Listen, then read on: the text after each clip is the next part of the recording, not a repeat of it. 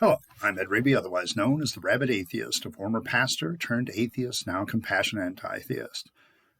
Feel free to like or dislike the video as you see fit, so feel free to hit those buttons. Feel free to comment below, and I would appreciate it if you subscribe to the channel and hit your notification bell for more content as it is released. You're also free to share my videos as much as you like. The purpose of this channel is educational in regards to deconversion and atheist issues and philosophy, politics, theology and Bible in relationship to those issues.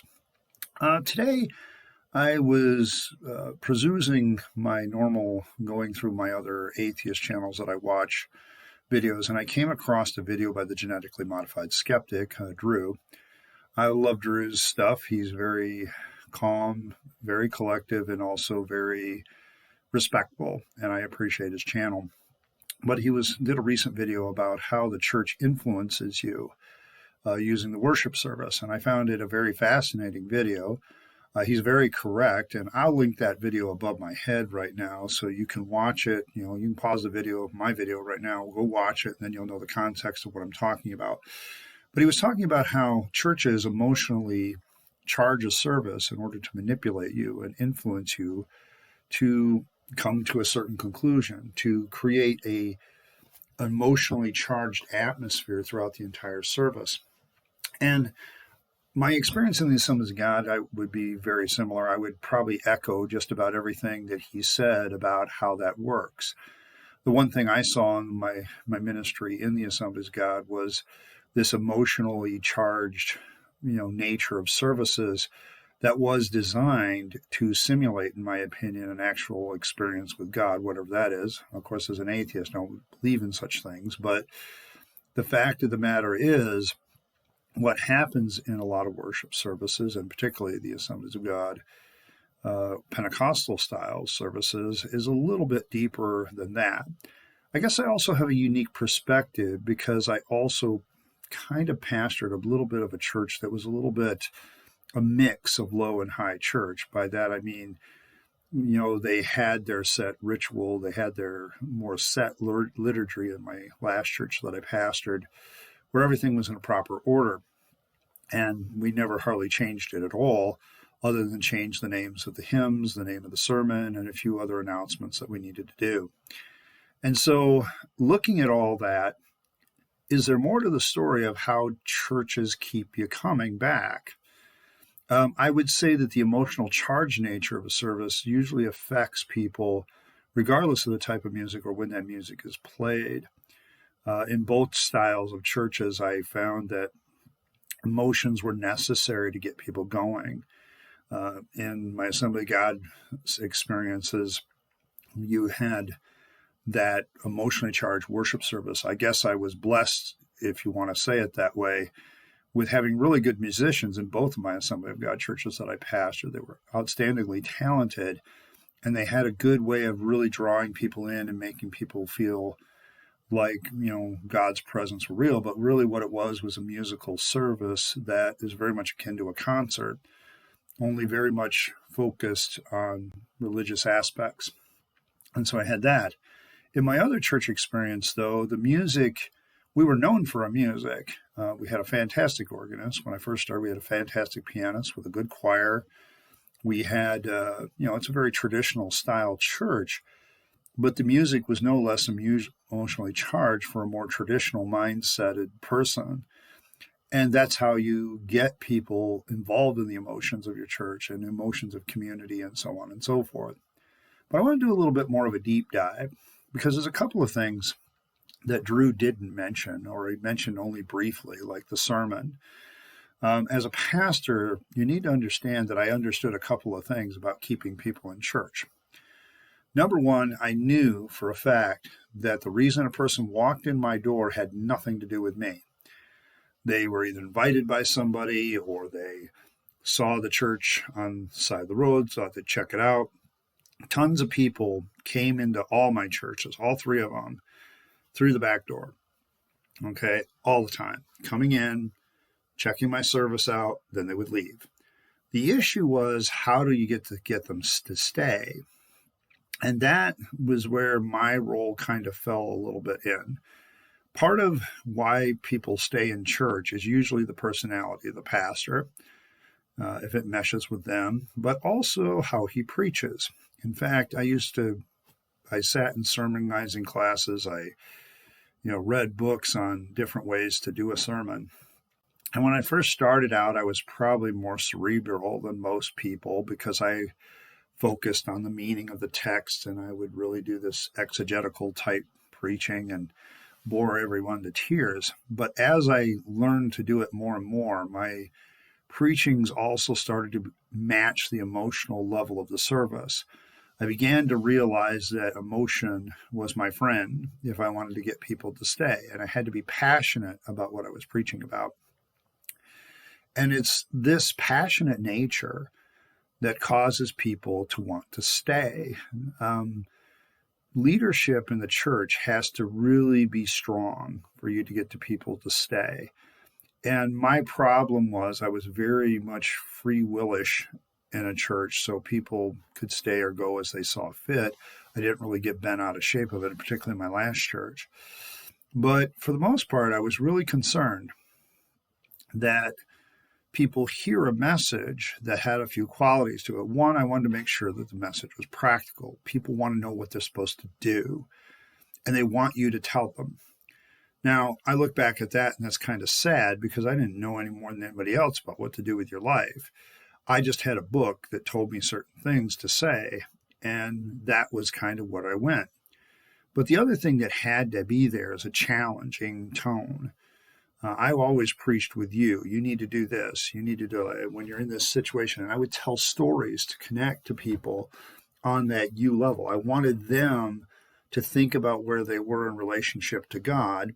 And then I wanted to see what they, to see if I could push that to a point of commitment, which is the last thing you needed is a commitment stage. Now, in my last church, commitment things were very, very difficult because we didn't really have an altar call. So what I had to do in that situation is I would have to, at a point in the service, find my way to the back of the church where people would exit, and I would shake everybody's hand, and I would talk about how glad you came, hope you come back next week, I really appreciate you being here. It was more of an emotionally charged, I hope you enjoy, is there part of the service you like, is there part of the service you don't like, things like that, especially with new people. And I found out a lot about doing that. And it was much more difficult to get people that were used to a more open church service like Drew talks about in his video. But in that kind of service, when I was in the Assemblies of God, I had the altar call. And the altar call, to me, was one of the most difficult things for me to do because I was very much conscious of not being false with people. If I didn't really feel like God was telling me anything, I just didn't say anything like that. But the altar call was a powerful moment where a lot of people would say, hey, I'm really getting the feeling that God is saying this to somebody or saying that to somebody. And as a pastor, let me tell you something. The temptation to use what you personally know about the people in your church is really high at that moment. And I resisted it most of the time, but every once in a while I would have to say something, this relates to our message. We really need to work on this as a church. And lo and behold, the people I was having problems with in that area would come forward and bow their knees and whatever. This is the real kicker for a pastor in these kind of situations, because I wanted to always show that God was alive in my church, regardless of the type. And what I was really doing was creating an emotionally charged atmosphere. Now, that's easy to see in what Drew describes in his video and his version of church. But here's where I'm going to give you a little bit of extra from my own experience. For 9.5 years, I was in another type of church. And yet the emotions were still the same. I was still trying to do the same thing, but I was being a lot more technical about it. The one thing that church growth people will talk to you about is you have to find some way during a service to relate to every type of person. And one of the best ways I ever found to do that was make sure that there was a visual component so people could see our message, make sure there was an auditory moment of our message, make sure people could taste it, smell it, feel it. Okay, this is what makes things like taking communion a very powerful thing. Because when people take communion together, there is that visual component of holding up the body and blood of Christ.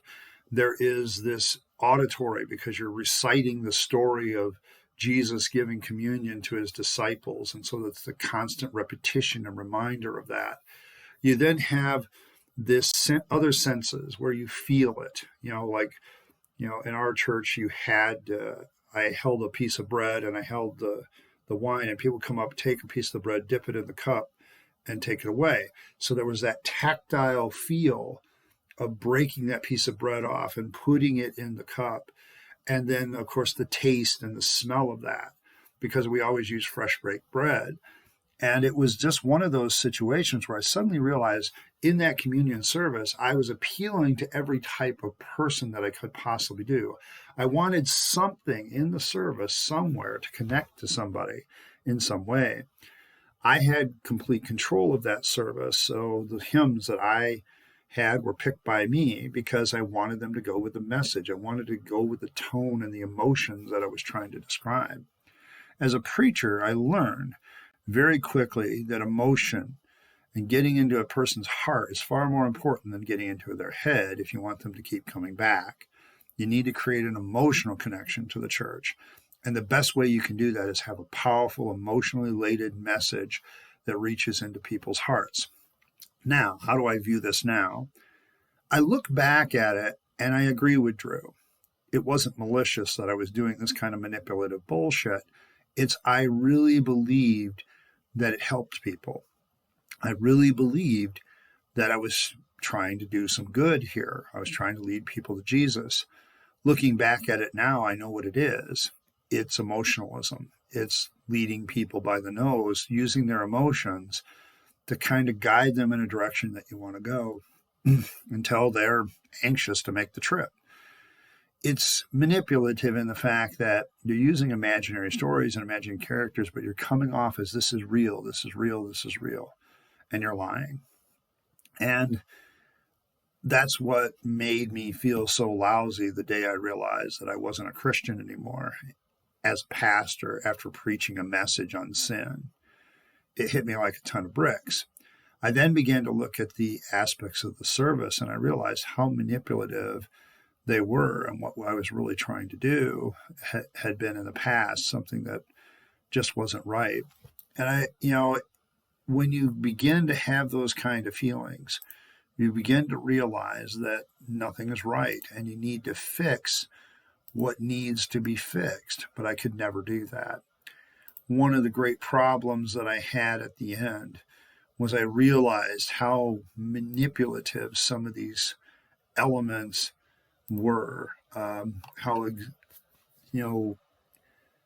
terrible sometimes it is that what Christians are doing is they're really trying to get people to grow their church. It really is all about church growth and getting people to stay after they walk in the back of the door.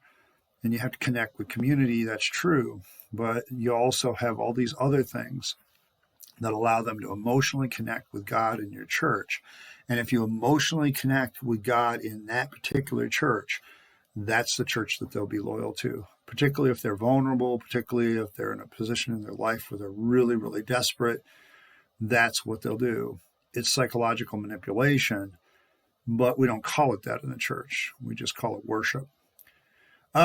That's all I really have to say about that. I'd be interested in your comments and some of your experiences when you walked into church and saw these things. I just thought that Genetically Modified Skeptics video was very interesting on this topic, coming from a certain point of view, and I felt I could add to it a little bit from a pastor's perspective. A lot of that is deliberate. It's not malicious, but it is manipulative. Today, the comment of the day comes from Carolyn McGraw, and this is on my video from last week, The God of Hellfire, Deconversion, and the Doctrine of Hell. And she comments, and absurd the concept of three gods in one.